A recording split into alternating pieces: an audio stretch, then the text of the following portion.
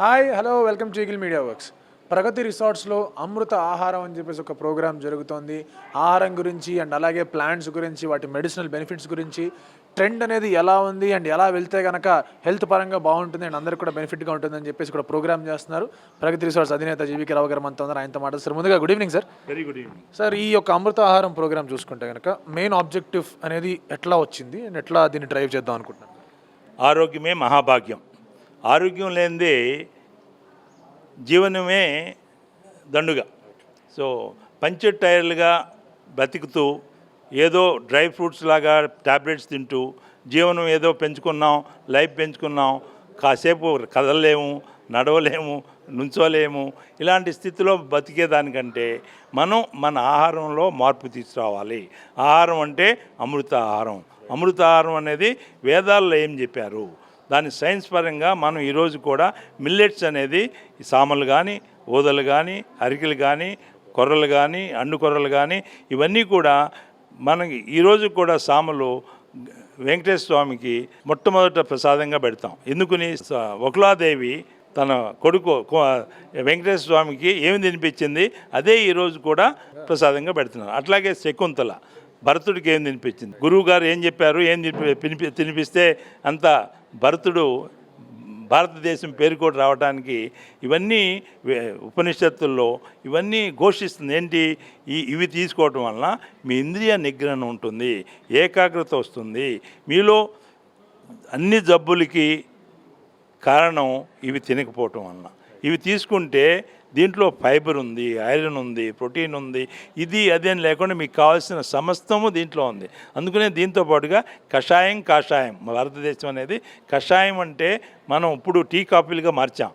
ఏ అయితే హెర్బ్స్ ఉన్నాయో హెర్బ్స్ని కషాయంగా చేసుకోవడం అనేది జస్ట్ దాన్ని 4 minutes బాయిల్ చేసి ఫిల్టర్ చేసుకుని తీసుకోవటం. మనం దాన్ని కూడా వారానికి ఒకటి మార్చుకుంటూ రోజు కాఫీ, రోజు టీ, వీటిలో ఇప్పుడు టీ కాఫీలు ఏదైతే తీసుకుంటున్నారో ఇప్పుడు టీ కాఫీ పండించే చోట ఆల్ రౌండ్ అప్ అని వీడ్ రిమూవల్కి అది పెస్టిసైడ్స్ ఎలానో ఇది కూడా వీడ్ రిమూవల్కి ఈ కెమికల్స్ వాడుతున్నారు. ఇది ప్రపంచం అంతా బ్యాన్ చేసింది, కానీ ఇండియాలో వీఆర్ యూజింగ్. దానివల్ల ఏమొస్తుంది, ఆర్సెనిక్, లెడ్, మెర్క్యూరీ, ఇవన్నీ కూడా వీఆర్ టేకింగ్ పాయిజన్. మీరు టీ కాఫీతో పాటు పాలు కూడా తీసుకుంటాం, ఇంకా దాంతో మన షుగర్ వేస్తాం.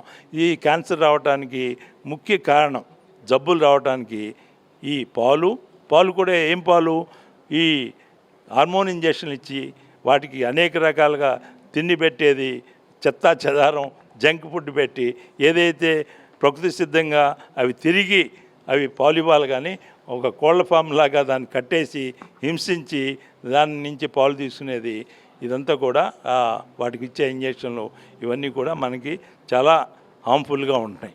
ఇలాంటి స్థితి నుంచి బయటపడాలంటే వరి ధాన్యం, అట్లాగే మీరు గోధుమలు, ఇవన్నీ కూడా దాంట్లో గ్లూకోజు మనకి 6 units కావాలంటే ఒక పూట తింటే 18 units వస్తున్నాయి.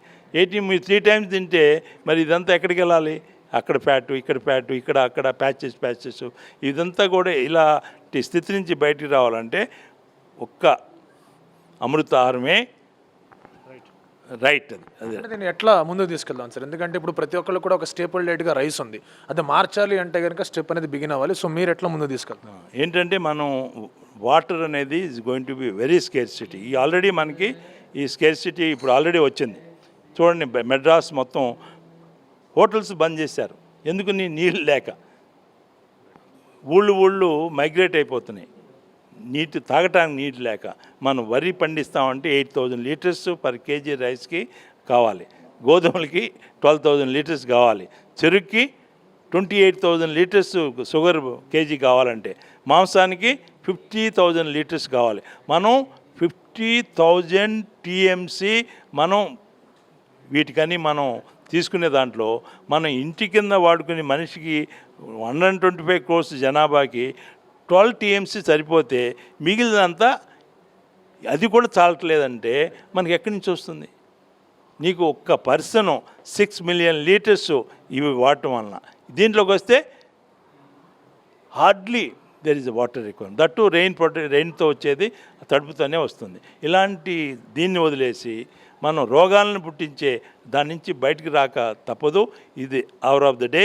దాంతో మీకు ఎన్విరాన్మెంట్ కూడా ప్రొటెక్ట్ అవుతుంది, మీకు ఆకలి తీరుస్తుంది, పొల్యూషన్ నుంచి బయటేస్తుంది, మనకి శక్తివంతమైన బలవంతమైన జీర్ణం చేయించుకునే ఇది దీంట్లో ఉంది. అవేంటి? ఓన్లీ గ్లూకోజు ఇవన్నీ ఊరికి ఒబాసిటీ, బీపీలు, డయాబెటీసు, ఒకటేంటి liver problem, kidney problem, heart problem, lungs problem, మీకు భూ కాలుష్యం చేస్తున్నాం, జల కాలుష్యం చేస్తున్నాం, వాయు కాలుష్యం చేస్తున్నాం, శబ్ద కాలుష్యం చేస్తున్నాం, ఓజోన్ పంక్చర్ అయిపోయింది. ఇంకా మనలో మార్పు రాకుండా ఇంకా నేను ప్యాడీ, ఇంకా నేను వీటు, ఇంకా మాంసం, ఇంకా షుగర్ కేను ఇదే చెప్తుంటే ఇంకా నెక్స్ట్ జనరేషన్ మిమ్మల్ని క్షమిస్తారా?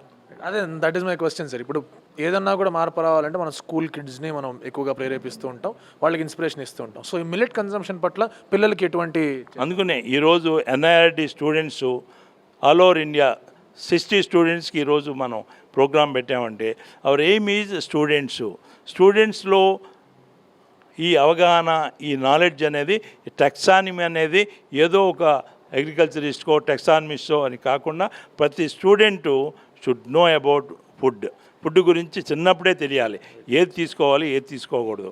అది ప్రభుత్వం తప్పకుండా దీంట్లో వాళ్ళకి 5 days ప్రతి స్టూడెంట్కి క్యాంపులు ఏవో పెడుతున్నారు ప్రతి సంవత్సరం. అలాంటి క్యాంపులు ఈ ఆహారానికి సంబంధించింది ఈ క్యాంపులో. దీంతో స్విమ్మింగ్ నేర్చుకోవచ్చు, ఇక్కడ అట్లాగే మీకు మెడిటేషన్ నేర్చుకోవచ్చు, యోగా నేర్చుకోవచ్చు, ఎన్విరాన్మెంట్ ఏంటో తెలుస్తుంది, మొక్కలు అంటే ఏంటో తెలుస్తుంది. ఇక్కడ మంచి విద్యతో పాటుగా బుద్ధులు కూడా నేర్పించేది ఇక్కడ చాలా ఉంది.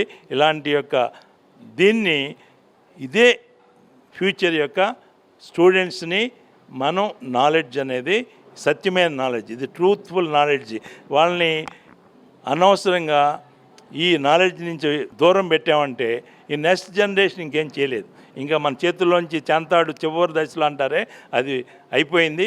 ఇప్పుడు today we have to awareness, alertness, అది ప్రభుత్వం అంటే ప్రతి ఒక్కరూ దాని గురించి స్టూడెంట్స్, మా పిల్లలు ముందు ఇది నేర్చుకోవాలి, ఈ అమృతాహారం గురించి తెలుసుకోవాలి, మిల్లెట్స్ అంటే ఏంటి, కషాయాలు అంటే ఏంటి, కట్టిగా నూనెలు అంటే ఏంటి, మనం తీసుకునే ఇప్పుడు ఇంట్లో తీసుకుంటుంది ఏంటి, ఇది ఎందుకు మార్చాలి, ఏంటి దీంట్లో ఉపయోగాలు ఏంటి, తాటి బెల్లం ఎందుకుని, ఈత బెల్లం ఎందుకుని, ఇవన్నీ కూడా చిన్న వయసులోనే అవగాహన తీసుకురావాలి.